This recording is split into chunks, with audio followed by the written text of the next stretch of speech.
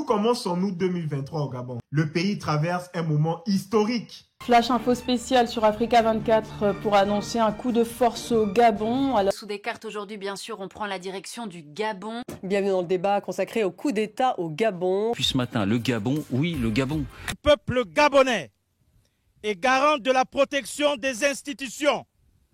Avons décidé de défendre la paix en mettant fin au régime en place. And we have all over the world to tell them to make noise, For the people here have arrested me. Bonjour monsieur, nous sommes les jeunes compatriotes responsables de la discipline au niveau d'Aoungou. Yes. Nous avions siégé de pouvoir faire la marche et de féliciter l'armée, la marche de la liberté. Voilà. Nous sommes fiers de savoir que notre pays aujourd'hui, le Gabon, il était libre. Après plusieurs décennies de pouvoir concentré dans les mains d'une seule famille, un changement politique majeur secoue l'État. Dans ce contexte, Noureddine Bongo, fils de l'ancien président, est arrêté. Cette arrestation marque un tournant, non seulement pour lui, mais aussi pour l'image d'un régime qui semblait humiliable. Les médias locaux et internationaux suivent chaque étape avec une attention sans précédent. Les premières informations sur ces conditions de détention commencent à circuler. Certains parlent de conditions difficiles, d'isolement, une surveillance stricte. D'autres évoquent des transferts vers des lieux moins stricts. Entre rumeurs et faits, le mélange devient rapidement confus pour le public. Après près de 20 mois de détention, Noureddine Bongo est transféré vers une résidence surveillée. C'est là qu'il publie sa vidéo la plus récente, dénonçant ce qu'il considère comme un traitement injuste et affirmant que son procès à venir sera inéquitable. Des mots forts qui résonnent immédiatement dans l'opinion publique. Procès spectacle, isolement prolongé, violation des droits fondamentaux. Ces expressions frappent, mais il est crucial de se demander que sait-on réellement? Quelles informations sont confirmées par des sources fiables et lesquelles relèvent de simples allégations? Pour comprendre la situation dans sa complexité, il est nécessaire de revenir sur la chronologie exacte des événements, d'examiner le contexte politique et de replacer chaque déclaration dans le cadre du système judiciaire gabonais. Car sans cette perspective, il est facile de se laisser emporter par les impressions et les rumeurs. Imaginez un instant la scène, un pays en mutation, des journaux et médias sociaux qui relaient chaque déclaration, chaque image, chaque bruit de couloir. Le public observe et réagit, mais les faits réels, ceux qui peuvent être vérifiés, sont souvent noyés dans un flot d'opinions et d'interprétations. C'est exactement ce qui rend cette affaire complexe et fascinante à la fois. Dans les prochaines parties, nous allons décortiquer l'arrestation et la détention de Noureddine Bongo, ses déclarations, les éléments judiciaires confirmés et enfin le contexte politique qui a rendu cette situation possible. Nous allons distinguer faits et allégations étape par étape, pour comprendre ce qui se joue réellement derrière les images et les mots. Dans sa vidéo récente, Noureddine Bongo affirme... C'est pas un procès, c'est un procès qui n'est ni juste ni équitable, un procès complètement spectacle. Ces mots frappent immédiatement l'opinion publique. Mais avant de juger, il est essentiel de comprendre ce que signifie réellement un procès équitable et de comparer ces déclarations avec les faits disponibles. Selon les standards internationaux, un procès équitable repose sur plusieurs principes. Impartialité du juge, accès complet à un avocat, possibilité pour l'accusé de se défendre et de faire appel, ainsi que transparence et respect des droits fondamentaux. C'est sur cette base que nous pouvons commencer à analyser les déclarations de Noureddine Bongo. Première affirmation, procès inéquitable.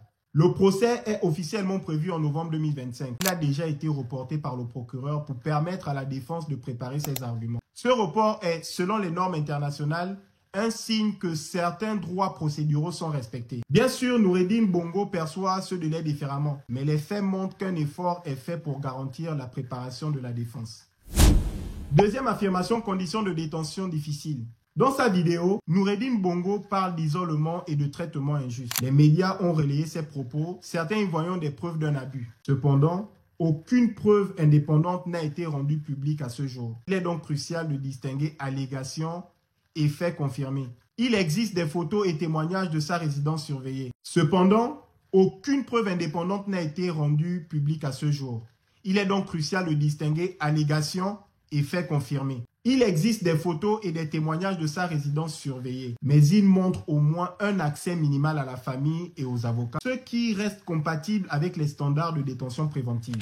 Troisième affirmation, isolement prolongé. Effectivement, Noureddine Bongo a été transféré vers une résidence surveillée. Mais ce type de transfert est souvent utilisé dans le monde pour gérer la sécurité et la logistique des détenus. Il ne signifie pas automatiquement un traitement inhumain ou la privation de tout droit. L'important est de vérifier la nature réelle de la surveillance et l'accès aux personnes autorisées. Ce que les informations disponibles confirment. Au fil de cette analyse, une question s'impose. Comment concilier la perception de Noureddine Bongo avec les faits établis? Ces déclarations sont émotionnelles, compréhensibles dans un contexte de détention prolongée. Elles visent aussi l'opinion publique et chaque mot est potentiellement calculé pour influencer la perception internationale. C'est là que réside la nuance.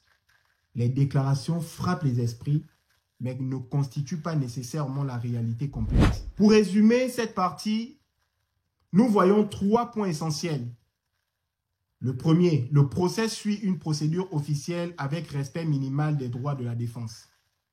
Le deuxième, les allégations de mauvais traitement n'ont pas été confirmées par des sources indépendantes.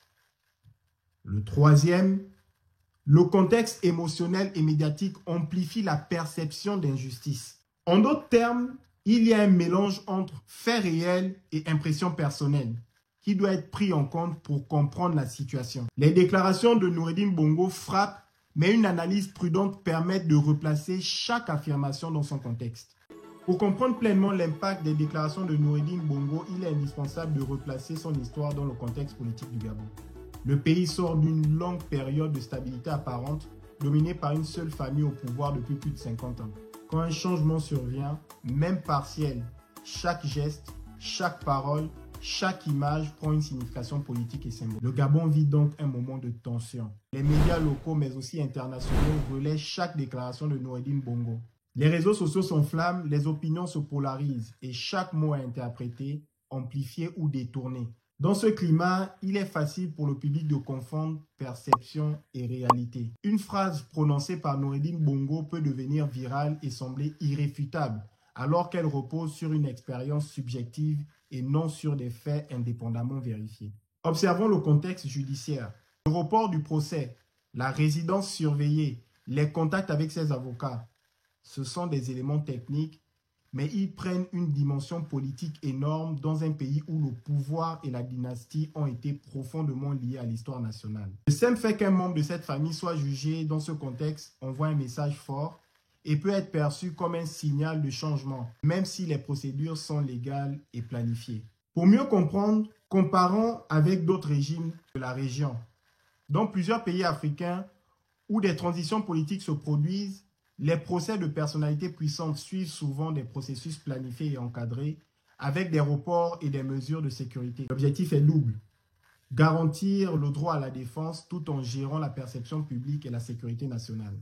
La question clé qui se pose est donc, les déclarations de Noureddine Bongo reflètent-elles la réalité de son traitement ou servent-elles surtout à modeler l'opinion publique? La réponse n'est pas simple. Les faits documentés indiquent que ces droits procéduraux sont respectés dans une certaine mesure. Mais la perception d'injustice domine l'opinion alimentée par l'histoire de la famille au pouvoir et par la polarisation médiatique. Cette nuance est essentielle. Elle nous rappelle que la communication politique et la réalité juridique peuvent diverger fortement. Une déclaration forte dans une vidéo peut paraître dramatique ou sensationnelle, mais les faits, lorsqu'on examine de près, révèle une image plus équilibrée. En résumé, cette partie met en lumière 3 points. Le premier, le contexte politique amplifie la perception des déclarations de Noureddine Bongo. Deuxièmement, le processus judiciaire respecte à certains niveaux les standards de droit à la défense. Et troisièmement, la différence entre perception publique et faits confirmés est cruciale pour comprendre la situation. Comprendre ces éléments nous prépare à la conclusion finale où nous distinguerons clairement faits, allégations et perceptions et où nous tirerons enseignement de cette affaire pour le Gabon et pour toute analyse politique similaire. Alors, que retenir de tout ce que nous avons analysé? Tout d'abord, certaines préoccupations soulevées par Noureddine Bongo sont légitimes. Il est compréhensible qu'un détenu exprime des frustrations, surtout dans un contexte politique aussi sensible et sous le regard attentif du public et des médias. Ces mots frappent et résonnent, mais il est crucial de distinguer l'émotion de la preuve. Ensuite, ces affirmations générales, comme tout est spectacle ou aucun droit n'est respecté, ne correspondent pas aux éléments factuels disponibles. Les rapports, les transferts et l'accès aux avocats montrent que certains droits procéduraux sont effectivement respectés. C'est cette nuance qui permet de replacer les déclarations dans leur contexte réel. Troisièmement, le contexte politique amplifie la perception d'injustice. Le Gabon sort d'une période où le pouvoir était concentré depuis plus de 50 ans. Dans un tel climat, tout geste ou parole est interprété comme symbolique. Le public, les médias et l'opinion internationale sont naturellement sensibles à chaque mot prononcé et il est facile de confondre perception et réalité. En résumé, 3 enseignements clés se dégagent. Fait versus allégation. Certaines déclarations restent des impressions, d'autres sont confirmées. Deuxième point, contexte politique. Il amplifie les perceptions et influence l'opinion. Et enfin, troisième point, prudence et nuance. Elles sont indispensables pour comprendre la réalité derrière les mots. Cette affaire nous rappelle une leçon universelle. Les changements de régime, surtout ceux enracinés depuis des décennies, ne se mesurent pas seulement aux mots ou aux vidéos. Ils se lisent dans les faits, les procédures et les dynamiques internes. Et vous, qu'en pensez-vous? Les conditions de détention peuvent-elles invalider automatiquement un procès? Les déclarations publiques doivent-elles être considérées comme des faits? Partagez votre avis en commentaire. Débattons sur les faits et non sur les impressions. Pour conclure, distinguer faits, allégations et perceptions est la clé d'une analyse crédible. Dans un monde saturé d'informations et de vidéos virales, il est plus important que jamais de prendre le temps d'analyser, de vérifier et de comprendre avant de juger. Merci d'avoir suivi cette analyse pas à pas. N'oubliez pas, comprendre, c'est s'armer pour juger avec justesse, pas avec émotion et les dynamiques internes.